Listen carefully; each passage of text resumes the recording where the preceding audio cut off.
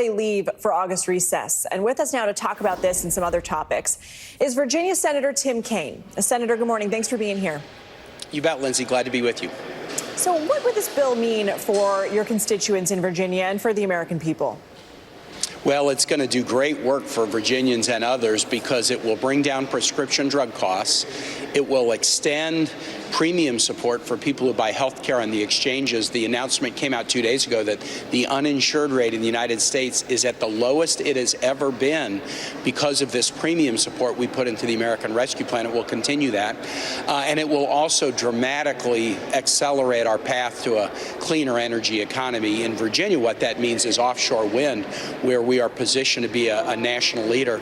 There's also one other really important provision that's a health care provision that matters in Virginia, which is fully funding the Black Lung Benefits Program that protects the health care of our minors and minor retirees. Excise taxes that supported that program had expired about a year ago.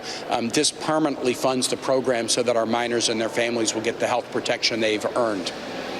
Senator, are you concerned about getting support among your entire caucus? We know Senator Sinema wants to make a couple of changes. One of them would be nixing that tax loophole. Another would be drought funding. If those are added, is that something you'd support? Look, I'm going to be very glad to vote for this bill. There's going to be some things in it I may not like, and then there will be some things that are not in the bill that I wish were. But the overall package is great in terms of fighting inflation and helping our economy expand. So there's sort of three issues between now and when we get to final passage. First, the parliamentarian is ruling upon the pieces of the bill to make sure that they all fit within the reconciliation framework. Second, Senator Sinema and other Dems have to look at the final package and say, yes, we know we'll get 0 Republican votes for this bill. And then third, we have to go through a grueling amendment process and hope that there aren't poison pill amendments added that cause a good bill to turn into a bad bill. So we've got some work to do over the next few days, but I am very confident we're going to get to a good place, hopefully by the end of the weekend, and put this bill into the House and ultimately on President Biden's desk. What are your poison pill amendments? What can you not get behind? Well, the amendments have not been filed yet, Lindsey. But what we know is the trade in a reconciliation bill, as it passes by simple majority, doesn't take 60 votes. But the trade is then it's unlimited amendments, and so the other side will put in amendments on immigration. They'll put in amendments on inflation. They try to put in a lot of gotcha amendments, and you could conceivably have an amendment that would be so destructive that if it were added, then it would raise questions about the support of the bill. And that's why I hope Democrats stick together. We can vote for amendments that will help the bill. We should vote down any amendments that will hurt chances of final passage.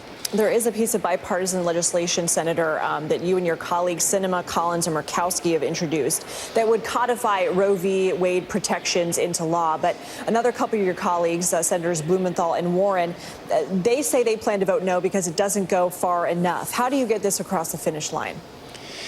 There are some who do not believe it goes far enough. Our goal was a very specific one, which is sort of use a time machine and return American law to where it was before Dobbs was decided, where people get a statutory right to reproductive freedom that was what the constitutional law was before Dobbs. Now, some don't like that constitutional law pre-Dobbs. Obviously, the right wants to overturn it all, and some don't think it goes far enough. Our goal was to show that there is a bipartisan majority in the Senate that wants to codify Roe. We can have a good faith discussion about the best way to do that, but earlier votes on the Women's Health Protection Plan only got 49 votes, and I thought it was not a good thing to send a message that there wasn't even a majority of the Senate willing to codify Roe. We've shown that there's a different path that's bipartisan, and we've demonstrated that there's a majority to do it.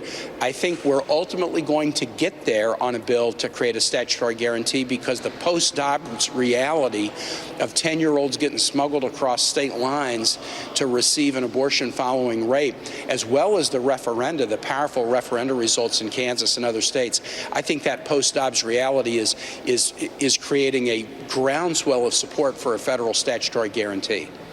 Senator Tim Kaine, thank you. Absolutely. All right, we want to take